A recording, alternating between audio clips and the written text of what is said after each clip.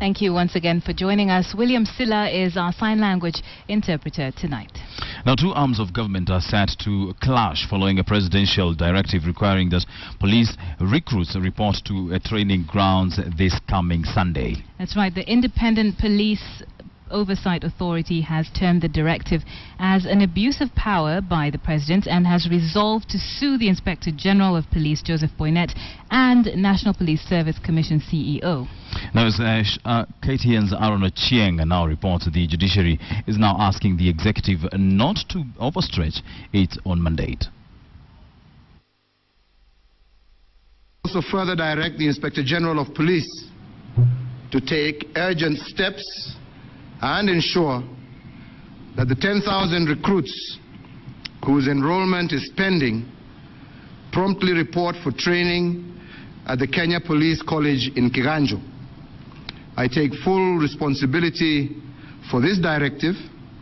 The Independent Police Oversight Authority has decided that it will challenge the legality of the presidential order to the Inspector General of Police to ignore a court directive and instead commence the training of police recruits. The oversight body wants the Inspector General of Police, Joseph Boynet, and National Police Service Commission CEO Johnson Kavuludi to answer to charges of contempt of court for ordering the enrollment of 10,000 police recruits to police training colleges. The Oversight Authority also wants the Attorney General and Solicitor General, who are the officers of the court and the government principal legal advisors, to advise the government to comply with the court orders. IPOA says the directive by President Uhuru Kenyatta defied a court order that held the police recruitment as irregular and riddled with corruption. The authority termed it an assault on the express provision of the Constitution. The recruitment of the 10,000 police trainees was put on hold following claims of irregularities in the selection process, but the President late last week directed the Inspector General of Police to go ahead and start training of the recruits following the Garissa attack. And in what appears to be an order that will put the judiciary and the executive at loggerheads, the judiciary, as termed as erroneous, claims that the police recruitment case has been in courts for over a year. A statement from the judiciary gave a chronology of events that led to the current status of the case, exonerating itself from any blame. The statement goes further to indicate that it is important that the judges be allowed to make the determination on the matters before them as guaranteed by Article 162 of the Constitution without appearing to exert undue pressure on them. Aaron Ochieng, KTN. Now that certainly brings us to a big question tonight, and we are asking whether you support IPOA's decision to sue Boynet over the police recruitment exercise. Do you support IPOA's decision to sue the Inspector General of Police, Boynet, over police recruitment? That's right. It's an exercise that has been fraught with controversy. You can weigh in by tweeting us at KTN News KE, at Katchingira, and at Wilson_Mburu, or send an SMS to 22155. As usual, do start with a yes or no, and we'll give you a poll result later on in the bulletin. Now, 5 Kenyans and 1 Tanzanian will now be remanded in custody for the next 30 days over the Garissa University College terror attack. Mlimani Resident Magistrate Benson Nzakio ruled that it was in the public interest to allow the state to continue detaining the 6 until investigations are complete. Meanwhile, in Mombasa, parents of the most wanted terror suspect, Mohammed Abubakar Mohammed, came out to seek government protection. KTN's Coast reporter Francis Ontomwa has the details. Grounded and gnashing teeth in the dock, for the first time today, the world was to come close to 6 of the top suspects for the deadly Garissa University attack. The 6, Mohammed Suro, Osman Dakane, Mohammed Abikar, Hassan Aiden, Sahal Hussein, and Tanzanian national Rashid Charles Mberesero, alias Rehani Dida, were brought in heavily guarded by the police. Among the suspects is one man who worked in a hotel in Garissa town, where the attackers who invaded the university allegedly took their meals. Also in the dock was a security guard at the university who was allegedly seen making several phone calls and taking photographs after the university attack, something that caught the attention of investigators. The 6 have been remanded in custody for 30 days at various police stations pending investigations into the incident. as the wheels of justice were spinning in the capital city, in Mombasa, the family of another prime suspect, Mohamed Abubakar Mohamed, were recounting a troubling narrative. Habari niliona kwenye ile siku tarehe 4 baada ya kufanyika ile mambo ya Garissa, ndio kaangalia habari, hata mimi nilikuwa siku nyumbani, kaelezewa kwa mwangalia taarifa habari, ambia basi saa 3 nikiangalia ndio naona jina la mtoto wangu. Nisema nini sasa? Niseme nini? Niseme jipeleka mwenyewe. Ni chochote kitakacho kumtokea ni sawa yake. Sema kwenda kukitafuta mwenyewe. Mimi sikumwambia wala sijatarajia matarajio hayo. Sitazaa nishike mimba nizae nile mtoto afike miaka 28 kisha aje kupotea tu hivi. Abubakar Mohamed is said to have left the home 9 months ago, allegedly to conduct Muslim lessons in a faraway land, a school at Malindi Central Primary, and his parents describe him as a hard-working man who was employed at a petrol station in Malindi. Francis Ontomwa, KTN. Let's stick with that Garissa University attack, and 101 bodies from that attack have now been identified by relatives, with 80 of them scientifically ascertained through fingerprints. Now, the pathologists continued conducting post-mortem examinations, with some families saying they still cannot account for their loved ones. And as Richard now reports, families that have already identified bodies of their loved ones and witnessed post-mortem examinations still cannot take the bodies for burial as the government finalizes plans to cater for the costs. For the 4th day, Evelyn Makuba and her family gather at the Chiromo funeral parlor. She lost her daughter, Mildred Yondo, in the Garissa University College attack.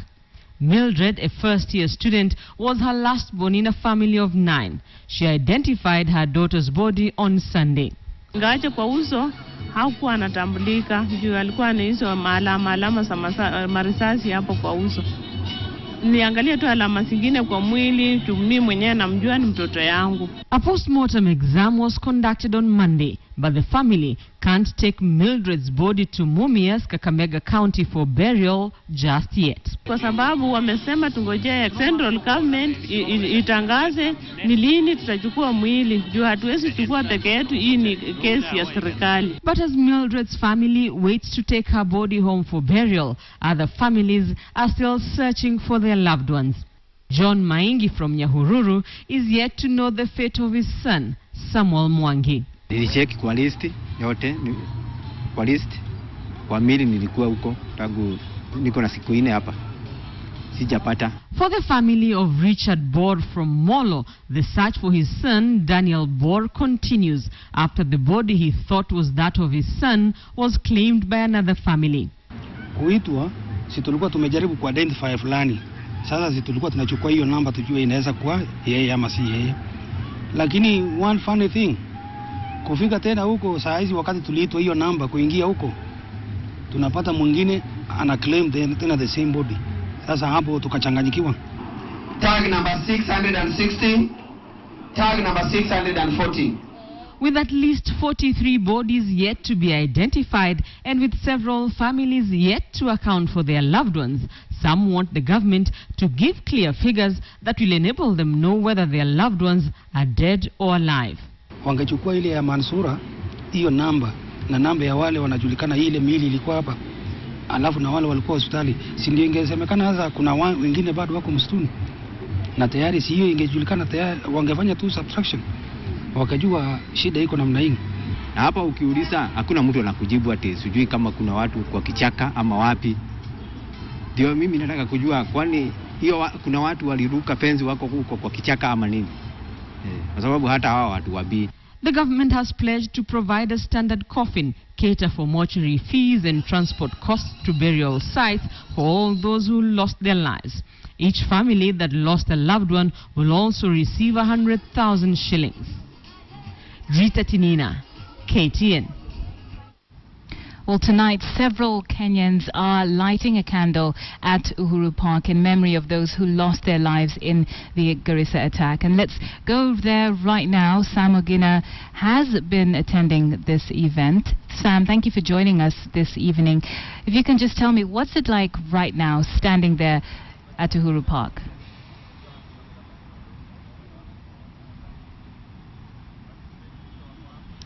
Indeed, it has been 3 to 4 hours of vigil here at Uhuru Park grounds, where hundreds of Kenyans have turned up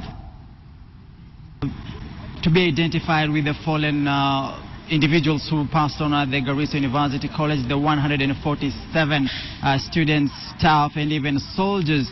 Well, it was attended by Kenyans of all walks of life, from government, from civil society, and even some of the survivors from the Garissa University College itself. If you can see probably the background, you could see a few of them. It is a vigil that actually started at around 5 in the evening, and it was supposed to end at 9. A couple of guys have already left here to Uhuru Park grounds, but it is a campaign that was actually rather of a social media campaign that went by a hashtag 147 is not just a number, a campaign to actually humanize victims of the Garissa College attack, the 147 souls that were lost in Garissa, in the Garissa University College for that matter. It is a campaign that actually encouraged Kenyans to post pictures of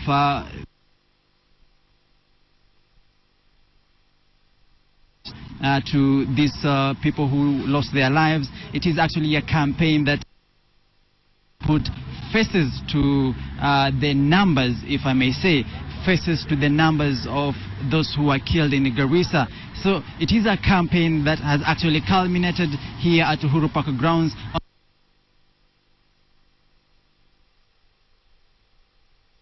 Some 3 days ago, that then today is actually the final day of mourning, whereby individuals from all walks of life, some of them came with cross dressed in Kenyan flags, just to symbolize that those that we lost in Garissa were actually Kenyans, and the blood that actually was of the sons and daughters of Kenyans here. And also remember that this campaign here, or the vigil here at Uhuru Park ground, was actually preceded by students who petitioned the national of students in the country, security of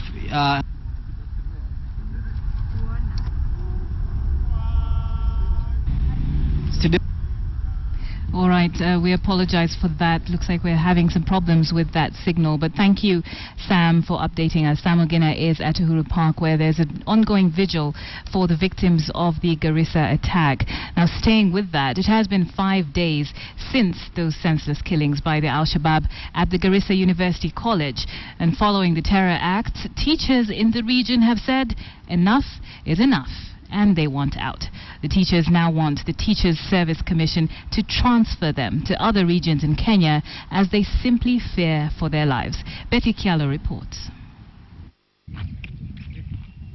As the world continues to mourn with Kenya, as Kenyans continue to grieve with families that lost their loved ones, a ripple effect as a result of the terror attack is in the offing. Teachers drawn from Garissa and Tana River counties today made their plea heard. They want to leave Northeastern for good. We are afraid because now we have the numbers. Sometimes we see the staff room in the lunchtime. We are scared that we might also be attacked in our staff rooms.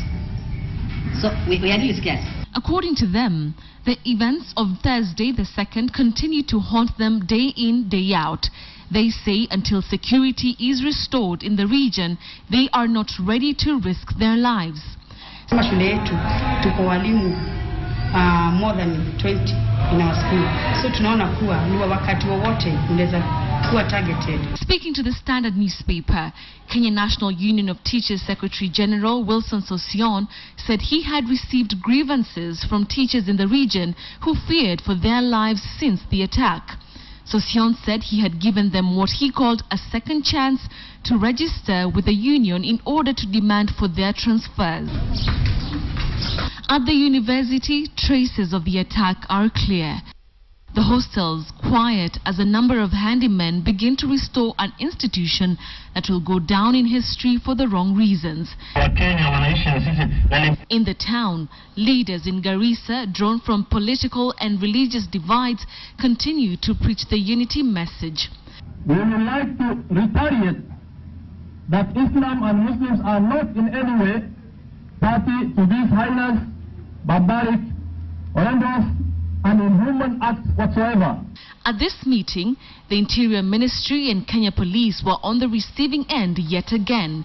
Residents blamed the two institutions for failing to act on information given to them by the residents. Betty Kialo, KTN. Now, the realization that one of the men in the Garissa attack was indeed a Kenyan who went to a Kenyan university and whose parents do reside in Kenya shocked many. With that revelation, the assumption that the country was now dealing with the enemy within could have made many Kenyans reconsider their perception of terror and indeed Al-Shabaab. Linda Ogutu looks at why recruitment into Al-Shabaab has now morphed into homegrown terror and options that are available for the government in dealing with that. In October 2011, a 28-year-old man was sentenced to life in prison after he pleaded guilty to 9 charges, including causing grievous bodily harm to 2 people in 2 grenade attacks in Nairobi. Elgiva Bwire Oliacha alias Mohammed Saif was also handed another 15 years for being a member of the Al-Shabaab and 7 years for the illegal possession of grenades and guns. Hailing from Budalangi in western Kenya, Bwire's conviction was the beginning of the firm realization that recruitment into the Al-Shabaab was now crossing tribal, national and racial boundaries in Kenya. Wakati tulisikia huyu mtu ameshikwa, tulifikiria ni mtu wa mbali na tukafurahi kwa kazi ambayo serikali ilikuwa inafanya kufuatilia watu kama hawa. Lakini tulipopata ni wa hapa, tumeshtuka. That forced a reassessment of the nature of militants in Kenya and the admission that homegrown terror may be an issue that Kenya needs to address. Security expert Mwenda Mbijiwe says it's time Kenya started dealing with the notion of homegrown terror. Homegrown terror is taking roots, and in fact, it may have taken roots. The dailies today are reporting that in Isiolo, over 20 families have reported that their sons went missing. We're talking of close to 20, if not more, children missing, and we don't know from what other parts of the country. Another attack 4 years down the line, and the parading of the dead bodies of the attackers would reveal the identity of the men who killed 148 people in Garissa in what has now become one of the worst attacks in the history of Kenya. Ibrahim Abdullahi, said to be a University of Nairobi law graduate whose father is a chief in Mandera County. Apparently, Abdirahim's father had reported him missing on suspicion that he had crossed the border into Somalia. That revelation has since revealed Al-Shabaab's change of tactic in its recruitment strategy. The terror group now targets qualified individuals. Counter-terrorism expert Richard Tutor says Kenyan security forces should be worried by this emerging trend. They also need brains, good brains. And the good brains, you can only find them in the universities and other colleges. Radicalization must have, for it to be effective, must have a religious or a spiritual aspect. So it transcends your life from the natural to the supernatural. It moves your life from terrestrial to extraterrestrial. And the moment someone begins to be enticed with a greater, better life outside of this life, that person, no matter what you give them, they will have the best degrees, but they will have been trashed by the promise of a greater life. One of the concepts of terrorism is when you live this life, you will get 72 virgins. That is very appealing to any young man.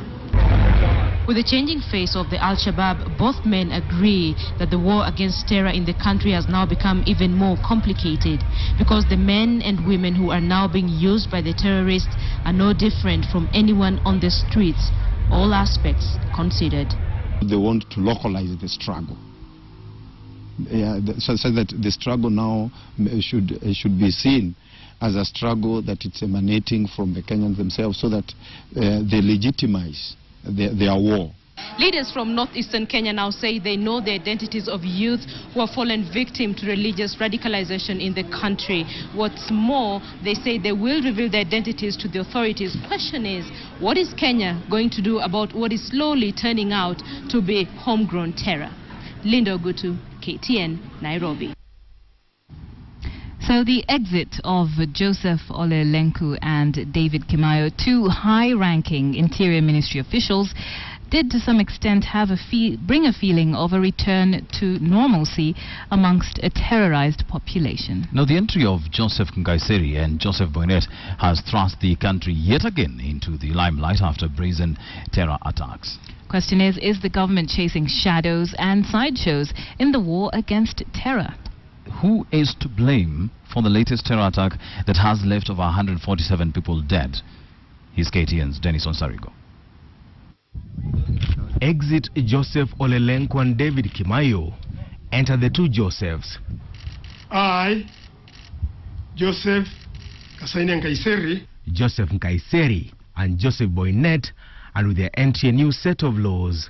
Among them one giving this man the Commander-in-Chief sweeping powers to hire and fire an Inspector General of Police. Things have been okay until 4 armed militants struck at the Garissa University College, and when the president emerged, he appeared to know where the problem lay. 10,000 recruits whose enrollment is pending promptly report for training at the Kenya Police College in Kiganjo. We as a country have suffered unnecessarily due to shortage of security personnel. Kenya badly needs additional officers, and I will not keep the nation waiting. Was there prior intelligence before the attackers came knocking? An intelligence brief sent by Kenya's allies to their citizens had singled out Garissa as a potential terror target. In fact, 2 weeks before the attacks, there was specific intelligence of a possible attack on universities. Is the president presiding over a failed security system, or are those in charge of security apparatus looking the other way as innocent citizens continue to get massacred? From the UK, mwende muulize hiyo makaburu yenu ni nini, wana kila saa travel advisory. Askari wao wamejaa hapa Kenya, lakini wakisimama pale wanasema msiende Kenya, hakuna usalama. Tell them Kenya is safe. Security experts point to a commander-in-chief sending the wrong signals every time terrorists come knocking. Not hit because we didn't have the numbers. I think those were 4 terrorists. It didn't require too many people to deal with 4 terrorists. 18 men from the Rekka squad sorted the problem. When 94 people were killed in Peketoni and Lamu, the government was at it again.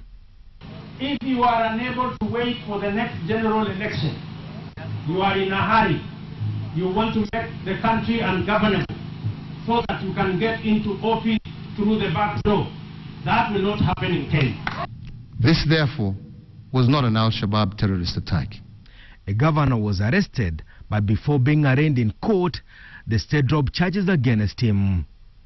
The government again was sending the wrong signal.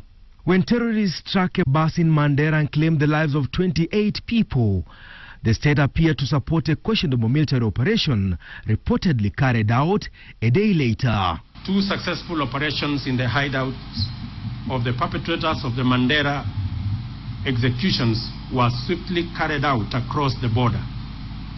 Our retaliatory action left in its trail more than 100 fatalities. Some question the veracity of the photos released after the operation. Actually, because of the professionalism of the officers, they get to a point where they can't refute it, but inwardly they become demoralized. The commander-in-chief has been blowing hot and cold on the war on terror. A public inquiry into the Westgate terror attack did not take place, despite the president publicly announcing so. With the changes in the Interior Ministry, security experts had predicted there will be a change in strategy. Kama mimi silali, hata nyinyi hamtalala. But it appears the army men, Major General Joseph Nkaiseri, General Julius Karangi, the National Intelligence Service Director Philip Washira Kamweru, the Inspector General of Police Joseph Boynet, and their Commander-in-Chief Kobe reading from a different script from that of the Al-Shabaab. Denson Zarigo, KTN Prime. Well, that recruitment, of course, is at the heart of our big queue this evening. IPOA versus the President. And we're asking you whether you support IPOA's decision to sue IG Boynet over police recruitment. And the President did say that they should go ahead and recruit these police officers, but IPOA seems to want none of that. The responses are coming in thick and fast. Let me take a few here. From one at Northern KE says, much as we need more police to secure us, the executive should obey the court order. Sky T Karaoke, this is another one, says, no, IPOA should hit the nail on the head, sue the president and not Boynet. Sorry about that. So, and not Boynet. Why sacrifice the messenger? All right. Similar sentiment here from Cornelius Masongo. You say, no, IG is obeying a presidential directive. Let them sue the president. He said he will take full responsibility. And another one here from Gusale. You say, who will be responsible for the political, financial, and economical repercussions of the Garissa attack? That is the question that we should be asking. Well, keep your responses coming. We'll continue to sample them as the bulletin continues. Remember, the SMS line is 22155. At Kachungira, at Wilson_Mburu are the Twitter handles that you use. We take a short break now. Don't you go away. We'll have much more after this. Welcome back. Thank you for staying with us on KTN Prime. Now, suspended Cabinet Secretary for Lands, Charity Kaluki Ngilu, says due process was followed in the planned purchase of the 930-acre Waitiki land in Likoni. Mombasa rather, and wondered why her name had been dragged into corrupt deals over the land. Ngilu says that the landowner, Evans Kamau, had initially demanded to be paid 9.6 billion shillings before President Uhuru Kenyatta intervened through face-to-face negotiations, where the government agreed to pay 1.1 billion shillings as compensation for Waitiki Farm. And that was an offer the owner declined. Patrick Amimo has the details.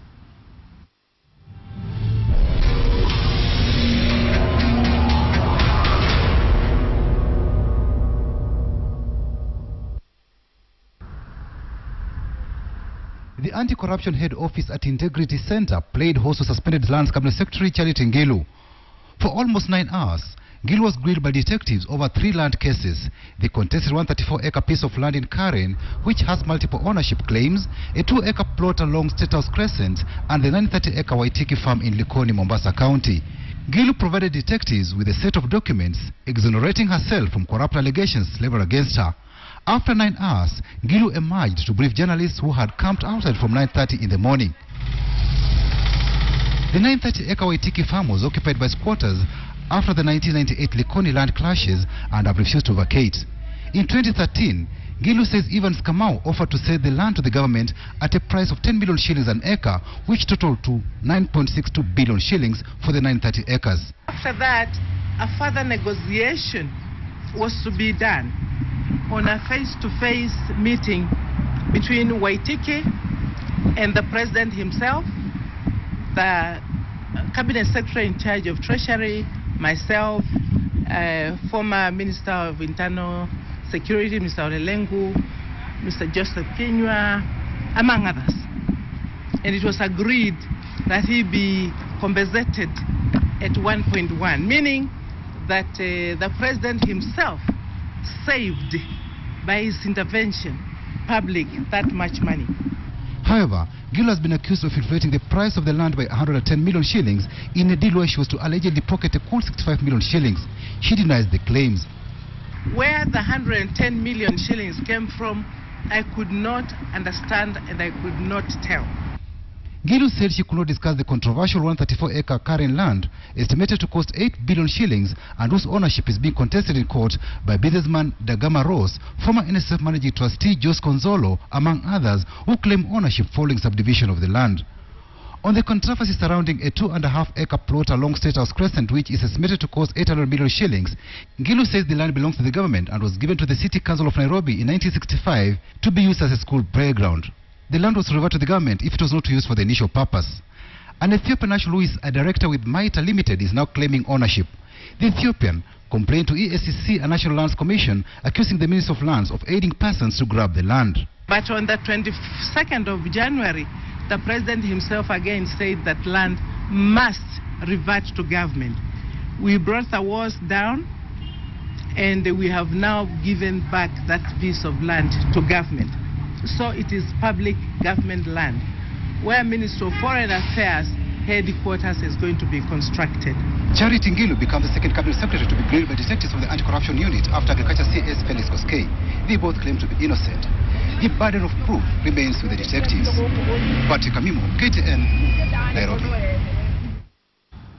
Now, let's talk about Charity Ngilu. There are 48 days on this graft countdown. The president said these investigations by the Ethics and Anti-Corruption Commission had to take 60 days, and we've already done 12 of those, so 48 days. And Charity Ngilu, let's look at what she is accused of by the EACC. Now, the first allegation is that she instructed the valuers to inflate the value of that piece of land in Likoni, which is 930 acres, and she instructed the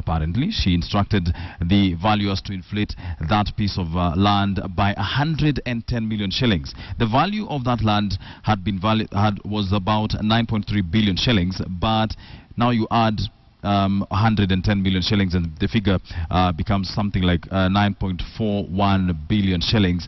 But as she says that the president, intervened, and the government had to pay just 1.1 billion shillings. That was quite a negotiation. Now let's move on. Another allegation is that she asked for 65 million shillings kickback from the farm owner Evanson Waitiki. Remember that we've already established that she is being accused of inflating the value of that piece of land. So on top of that, she apparently asked for 65 million shillings kickback to make this deal happen, and this is one of those allegations that she is facing. And these are some of the questions that the EACC is trying to get under. Now, another allegation that Ngilu is facing is the 8 billion shillings Karen land saga, which, let's look at this. The developers paid money for the parcel of land, which is valued about 8 billion shillings. And this is public land which was transferred illegally. Apparently, Ngilu was involved in some way in the transference of this piece of land to some developers. The parliament actually did go to that farm, visited that farm, and the Ethics and Anti-Corruption Commission as well. And the land was still government property. This is 134 acres of land. Let's move on to the next allegation facing the cabinet secretary. 2.5 acres of State House Crescent land. Ngilu and Kidero, who is the Nairobi governor, are accused of colluding with lawyers and fraudsters to grab that piece of land. This is 2.5 acres of prime land in Nairobi, and Ngilu and Kidero, of course, being accused of, colluding with the lawyers to transfer this land illegally. And the thing is, with Ngilu, she has maintained her innocence. She did say that she has been condemned and heard. Like any other Kenyan, she is entitled to a fair process, that she is innocent rather until proven guilty. Well, that is what she is getting right now, and she is getting her case heard by the Ethics and Anti-Corruption Commission. So, in a nutshell, those are the allegations Ngilu is facing at the EACC.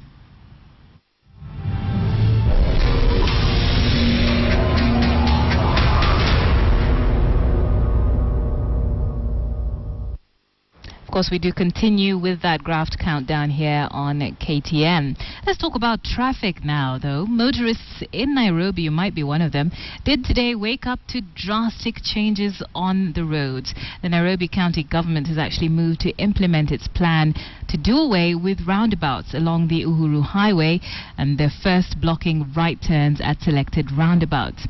There was heavy traffic today along Mombasa and Jogoo roads as confused motorists struggled to adjust to the changes, and as you can imagine, most of them were not too happy. Day one of the implementation of the roundabout's closure in Nairobi, the picture along Mombasa Road are a depiction of what motorists plying the route went through this morning. Agonizing wait in traffic. Those commuting all the way from Lolongo saying they spent up to 4 hours just to get to the Nyayo Stadium roundabout on Lusaka Road. The traffic jam is terrible. What do you feel about the closing? I don't think it is working. You think it is working? We have been up from 5, we have been on the road. From Mombasa Road, from Setikabanas. It's terrible. Diversion mumeka hapa hivi. Hii hapa hivi mtu wangu wa idai yake, si uongo. Kazi inaribika kwa sababu muache tu ikuwe venye ilikuwa. Hata mtu amefika Dar es Salaam, mimi bado niko kwa njia. It is not helping us at all, for sure. It is 9 a.m. at the Nyayo Stadium roundabout, and traffic is moving at snail speed. An angry lot of motorists saying that this move by the county government to close off this roundabout is simply not going to work. But the question, is it going to work? Is it not going to work? This is the first day of the implementation. Should we give them more time to see how this is going to pan out?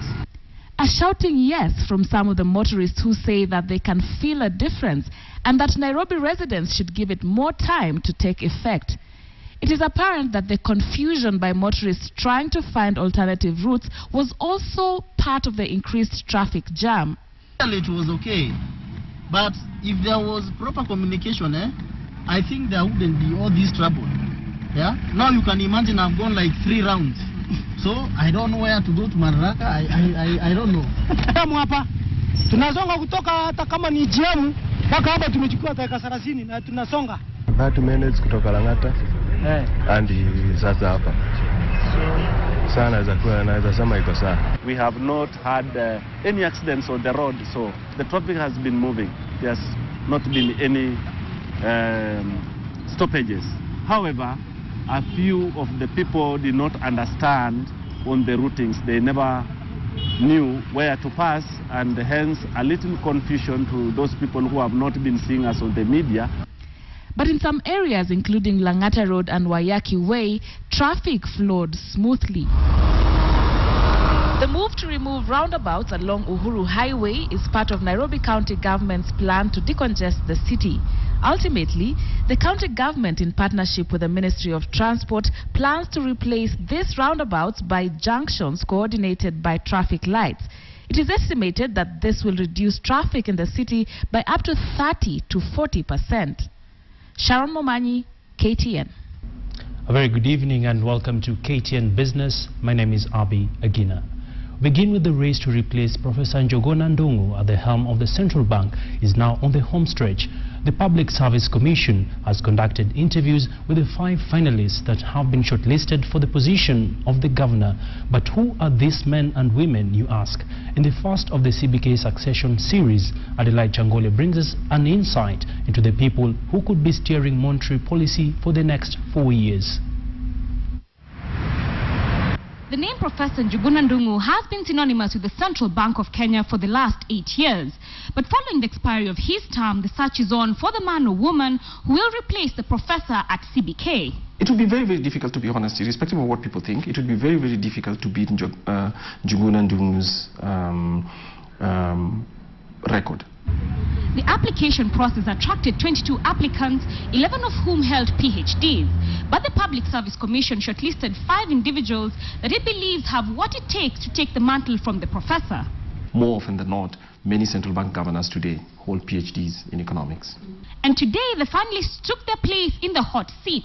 First up was current Deputy Governor and said favorite Dr. Harun Sirima. Dr. Sirima holds a PhD in entrepreneurship from Kenyatta University, a master's in economics from Manchester University, and a Bachelor of Philosophy in Economics from the University of Nairobi.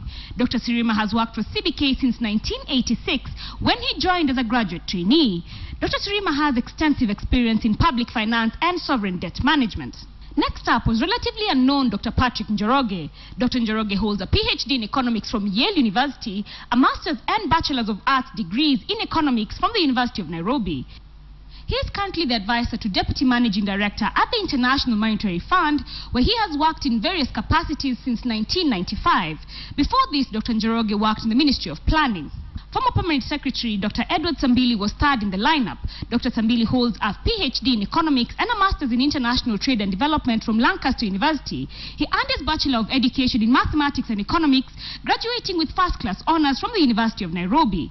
Dr. Sambili previously served as a Permanent Secretary in the Ministry of Planning and National Development between 2008 and 2013. Before this, Dr. Sambili served as the Deputy Governor of the Central Bank of Kenya. Next up was another new face. Dr. Penina Kariuki is an economist working for the African Development Bank. Dr. Kariuki also had a brief stint at the Central Bank in the 1990s. The country's economic secretary, Dr. Jeffrey Ngugi Mwau, was the last to be interviewed at 5 p.m. Dr. Mwau, who graduated from McGill University in Canada with a PhD in economics, has worked as a senior advisor to the executive director representing Kenya at the executive board of the World Bank. Prior to this, he was a senior regional advisor on economic policy analysis with the United Nations Economic Commissions for Africa. Dr. Mwau also worked at the International Monetary Fund as an economist for Rwanda, Malawi, Botswana, and Uganda.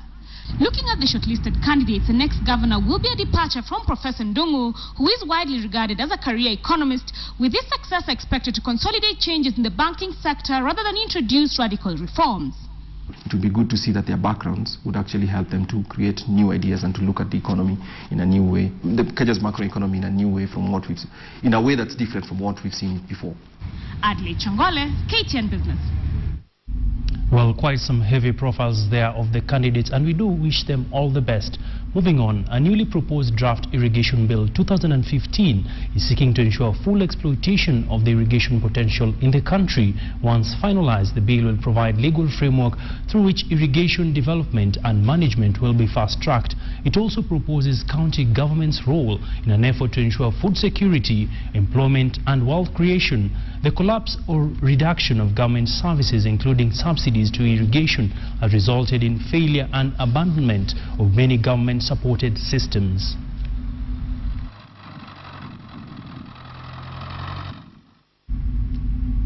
And now to a story that tourism sector holders have been keeping an eye on. Players in the private sector have expressed concern over the persistent terror attacks in the country. They are warning that this could spark a drop in tourist arrivals as well as reduce Kenya's attractiveness as a destination of choice for investors. Here's more on that story. Stability has always been hailed as the cornerstone to economic growth. In Kenya, this has held true over the years, with businesses able to bounce back after minor shocks. However, sustained cases of insecurity have thrown a spanner to the works, with the private sector wary of the toll it's taking. People immediately have that fear of thinking, well, why would I want to put my family at risk when there are other safer destinations to go to? So my personal belief is that we are not doing enough. It's particularly worse for those in the tourism business. With traditional source markets continuously issuing travel advisories, the sector continues to take a beating. According to the private sector, the attacks could deter both tourists and investors from coming to Kenya, something that Anderson Kathendu, a businessman dealing in imports, concurs with. The company, we believe that it's a collective responsibility for each one of us to make sure that the institutions are installed with a surveillance system that is working. So far, Thursday's attack does not look to have dented market confidence. The shilling held steady on Tuesday, but traders note that it would weaken in coming days as the market takes in the full extent of the damage to the country's battered tourism industry. Every day lost is going to create a further decline in the tourism sector. I'm asking the government, and especially the president, necessitate a law that will make us, because we need to be safe. At the stock market, the NSE 20 share index shed 17.10 points to stand at 5,179.76. The country has been on an upward trajectory, with the World Bank projecting economic growth rates of 6.3%. If we lose our July and August season, we are in deep crisis. Analysts predict the market will remain resilient in the short term, but recognize the need to firm up security. Well, quite a lot of concerns coming there from players in the tourism sector, and we do hope security will be stepped up. Investor appetite for East African breweries has continued to exceed the 5 billion shillings target, with subscription hitting 9 billion shillings, a subscription rate of 180%. In the first tranche of the 11 billion shillings bond, EBL was seeking to raise the said amount as part of the restructuring plan to its balance sheet, in addition to capital and general expenditure. Investors will receive 12.25% per annum as interest for a period of 3 years, making the brewer's bond more attractive than 3-year government bonds, which currently have a yield of 11.5%. EBL, however, did not have a green shoe option to handle the oversubscription. Therefore, the brewer will allocate each investor 55% of the bid amount.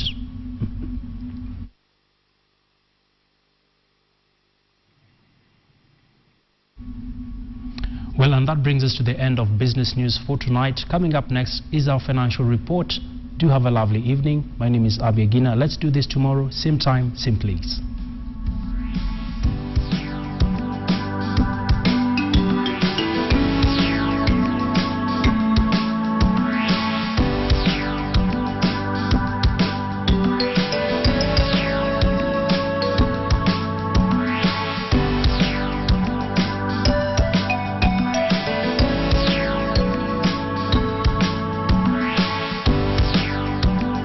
A very good evening and welcome to today's edition of KTN Sports. My name is Moses Wahisi. Starting us off, World Half Marathon record holder Florence Kiplagat is among the strong Kenyan field that will line up for this year's edition of the London Marathon, which is set for the 26th of this month. Kiplagat is the second fastest marathoner in that race, with a personal best time of 2 hours, 19 minutes and 44 seconds, and she hopes to bag the first London Marathon title after finishing second last year. Florence Kiplagat is by far the undisputed queen of road running. The 10-based athlete currently holds world record times in the 15 kilometers, 20 kilometers, as well as in the half marathon. As the 2015 World Marathon Majors season takes shape, Kiplagat hopes to stamp her authority in the 42 kilometers race in London. I've started very well the training for London. You know, I had gone for half marathon, and now I'm fully focused. You're going into the London Marathon straight from breaking a world half marathon record. Does that make you feel much better, make you feel under pressure, or does it just give you confidence to go out there and do your best? It's like a moral to me, you know. If I can see the start list of this year, it's terrible. Everyone is there. And looking at the London Marathon elite field, of course, Mary Keitany is the fastest in the field, you're second fastest. What kind of a race do you predict, and do you actually think that the world record could be lowered in this race? Sincerely, you know, this is the first time meeting all of us, so I don't think everyone is fearing another one. So I think nothing will be done there. Maybe we can run to 18, maybe. The two-time Berlin Marathon champion will be part of the strong field assembled for this year's London Marathon.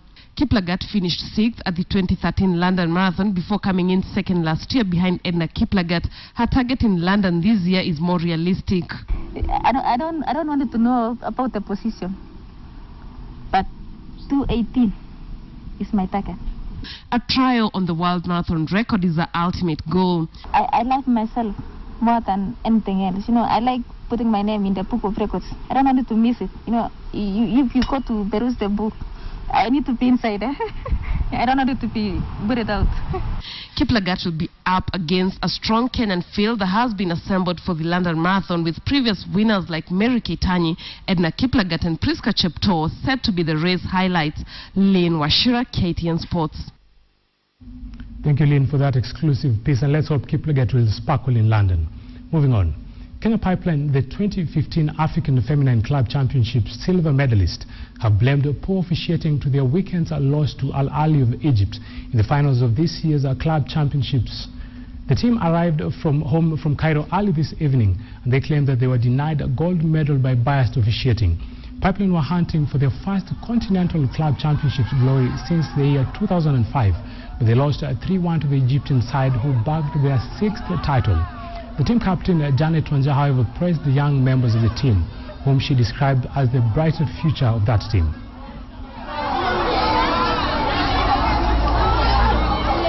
The experience in Egypt was good, except for the semi-finals and finals because the referee was a bit biased. But I have to say that my team played really well, and that's why we got number 2.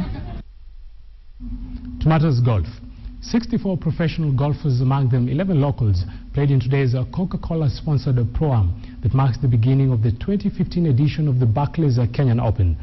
Local pros including Dismas Indiza and Greg Snow. And remember, those are the only 2 Kenyans who made it to the final day in the last year's edition. Took to the course, and they remain optimistic that they are going to better their performance in this year's edition.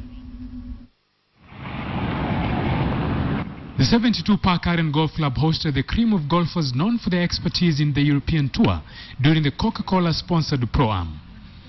The opening set of professional and amateur golfers had a day spiced with tension and uncertainties as they took to the course ahead of the annual edition of the Barclays Kenya Open Golf Tournament set on Friday. The top gel of Kenyan pros, including Dismas Indiza and Greg Snow, had a promising outing, with Indiza finishing with a 3 under par, while Snow finished the day with a 2 over par. And even as they used the pre-tournament to sharpen their swings, they expressed optimism about a proper show. Bila mvua imenyesha last week, sasa imetengeneza kiwanja imekuwa slow kidogo, greens wameiweka slow. Sijui kama ataiweka ifikuwe fast kesho, haijulikani sana, lakini kiwanja hivi nafikiri tunaweza kuicheza mzuri Kenya, sisi tutaweza kujaribu. The Kenyan hopeful face an uphill task ahead of them, for nothing seems to be a soft landing. It's really enjoyable playing the course, and I think it'll present a fairly good challenge to the teams that will be playing here. The second Pro-Am, which is sponsored by Barclays Bank of Kenya, will take place on Wednesday. Last year, Greg Snow was the highest placed Kenyan, finishing tied 10th after briefly being on the contention on the final day. No Kenyan golfer has, however, won the Kenyan Open, but Peter Livingstone was the best placed local in position 3 in 1994. The Confederation of African Football Executive Committee will hold its annual congress in Cairo. That is to decide the host of the 2017 African Cup of Nations. Libya, who were the host of the event, withdrew last year due to civil unrest in their country. CAF will also conduct the draw for the quarterfinals, which include Morocco and Tunisia, on Wednesday. After apologizing to CAF for accusing the governing body for a biased decision, the Confederation of African Football voted on Tuesday to remove an age limit on its officials, paving way for Issa Hayatou to stay as the president. Time to wind up the bulletin, but let's remind you of our big question tonight. We did ask you whether you support IPOA's decision to sue the Inspector General of Police, Joseph Boynet, over the police recruitment exercise, and the results are there on your screen. As you can see, 35% of you say yes, while 65% of you say no. And thank you for your opinions this evening. There's a message here, an SMS that says, why should the president violate court orders? He could have simply ordered fresh recruitment within a week and preserved the dignity of the court orders. He should not interfere with the matter before court, because in both ways all the parties in this case are entitled to justice. Joff Wamai here says the judiciary should respect Kenyans. Justice delayed is justice denied. Jeff from Magadi, thanks for your SMS. You say, how can you expect me as a citizen to respect courts when the president can't? Let's abolish courts in that case and use jungle law. Well, thank you very much for your responses. Thank you very much for joining us on KTN Prime. Well, say good night. My name is Wilson Mburu. See you tomorrow. Enjoy the rest of your viewing. Okay, I'm going to find out what you wanted to say, but thank you very much for your company this evening. William Silla was our sign language interpreter. I'm Nancy Kachingira. Good night. We'll see you tomorrow.